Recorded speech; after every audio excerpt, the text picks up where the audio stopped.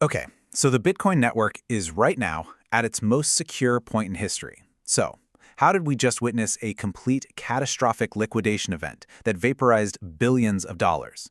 Well, the answer isn't in the network strength. It's hidden in the layers of risk that were quietly built right on top of it. All right, let's just pull up the dashboard here. This is a snapshot of the network's health, literally moments before the entire market went off a cliff. And look, on paper, everything looks absolutely perfect. The core fundamentals, they look rock solid.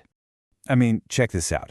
We're looking at a hash rate clocking in at over 1 quintillion hashes per second. That is an all-time high. And to put that into perspective for you, it just means the basic security layer of the network has never, ever been stronger. We're talking billions of dollars in real-world physical infrastructure securing this thing. So that's the big question, right? If the foundation is made of solid rock, how on earth did the skyscraper just completely collapse? The answer, and this is the key, lies in this really dangerous disconnect between what's happening on-chain and all the speculation happening off-chain. We're going to break down exactly how this went down, and hey, if you want to get these data-driven briefings before anyone else, make sure you hit that subscribe button. Okay, let's dive into the first piece of this puzzle. There was this huge invisible wall of trapped capital, and it was building up right under everyone's nose. So really focus your eyes on this heat map. This is 2 days before the crash. See these bright yellow bands? That's liquidation leverage starting to pile up. Each one of those bands represents billions in long positions that are going to get force sold if the price dips to that level. They literally become magnets for the price. Okay, now let's jump forward just 24 hours. Look at this. See how much denser these purple and yellow zones have gotten? It's way more intense. We're talking billions more in leveraged money getting squeezed into an even tighter space. The market is getting seriously, dangerously top-heavy here. And here it is. This is the moment right before it all snaps. The market is literally a coiled spring. You've got these massive liquidation pools just stacked up both above and below the current price.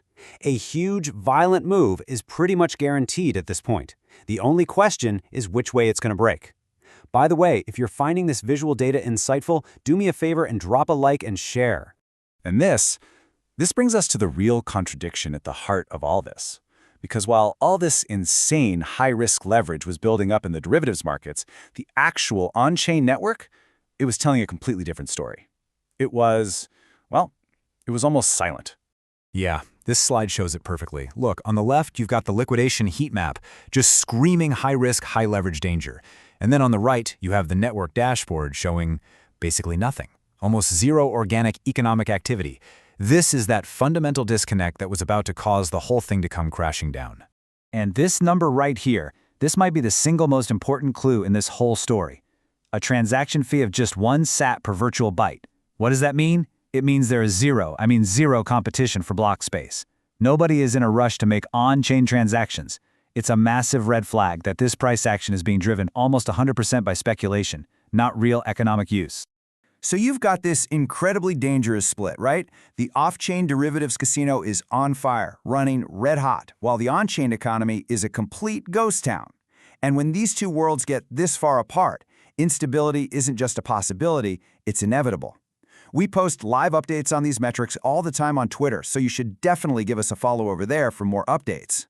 So with this much top-heavy leverage, and with absolutely zero real on-chain demand to act as a floor, a liquidation cascade wasn't a risk. It was, for all intents and purposes, a mathematical certainty.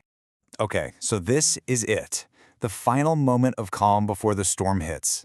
The clock shows 1600. You can see the price is just teetering right above that huge yellow band of liquidations that we spotted days ago. The entire market is just holding its breath right now. And boom, there it is. Just 4 hours later, it starts. The price gets sucked violently down into that first pool of liquidity. And look, you can see those bright yellow bands are now just gone, wiped completely off the map. That's billions of dollars in long positions getting forced liquidated. And what does that do? It creates a tidal wave of selling pressure, which then pushes the price down to the next level of liquidations, and so on. It's a textbook cascade effect, playing out in real time. So this whole event basically hit the reset button on the derivatives market, which leads us to the big question, what does the data tell us to watch for next? We're actually going to break that down in our very next analysis, so you're definitely going to want to subscribe to the YouTube channel so you don't miss that one. Okay, so here are the key signals to keep an eye on moving forward. First, the market is still very much derivatives driven. So on-chain fees are going to be a super critical leading indicator of market health. We need to watch for new liquidity clusters, those yellow bands, forming up above 68K and down below 64K. Now, the good news is this recent flush has cleared out a lot of leverage, giving us a cleaner slate. But for now, just expect some choppy, range-bound volatility until that new leverage starts to build up again. So just to recap the whole thing, this wasn't some random market fluke or a black swan event. Not at all. It was a predictable structural failure.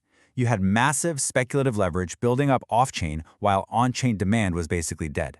That created a super fragile market, and the price was just pulled into that liquidity, triggering the whole cascade.